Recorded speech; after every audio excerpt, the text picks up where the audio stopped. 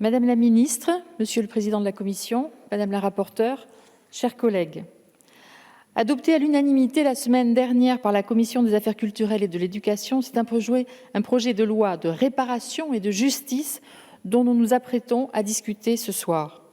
À nouveau, le groupe démocrate se félicite de l'arrivée de ce texte entre les murs de l'Assemblée nationale et désormais au sein de l'hémicycle et tient pour cela à vous remercier, Madame la Ministre. À l'origine, 14 œuvres occupaient l'ordre du jour de notre commission.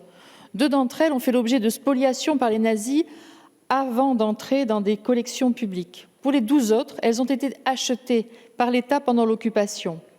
La vente n'était pas spoliatrice, mais placée sous administration provisoire par les autorités de Vichy.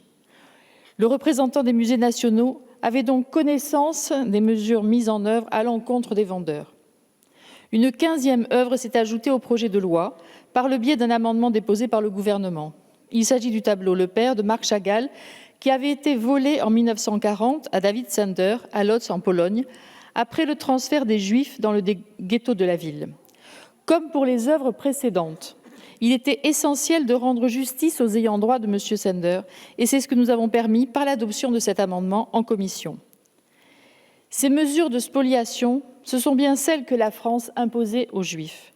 Et c'est parce que nous ne pouvons nier ces persécutions qu'il est temps de sortir ces œuvres des collections publiques pour les retourner aux ayants droit de leurs propriétaires légitimes. Par la présentation de ce projet de loi, c'est donc ce que vous permettez, Madame la Ministre, et les députés démocrates s'en réjouissent. Je le disais, ce projet de loi est inédit et s'ancre dans une logique amorcée en 2020. Cette majorité enclenchait alors, avec le gouvernement, la restitution de 26 œuvres d'Abomey à la République du Bénin et du sabre avec fourreau, dit d'El Hadj Omar Tall, à la République sénégalaise.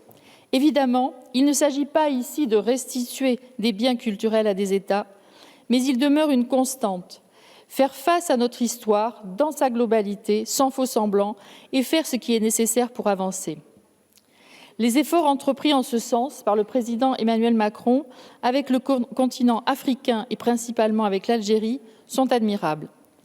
Avec ce texte, la France rend justice aux ayants droit des victimes de spoliation et surtout, elle se réconcilie avec elle-même. Il s'agit aussi de répondre à une forte demande du monde de la culture et je tiens également à rendre hommage aux musées et bibliothèques ainsi qu'aux services du ministère qui s'inscrivent dans une demande forte de justice. C'est l'honneur de la France que de prendre ces dispositions, notamment à l'heure où certains, dans la perspective de l'élection présidentielle et dans une logique de réécriture sordide de l'histoire, cherchent à réhabiliter le maréchal Pétain et le régime de Vichy.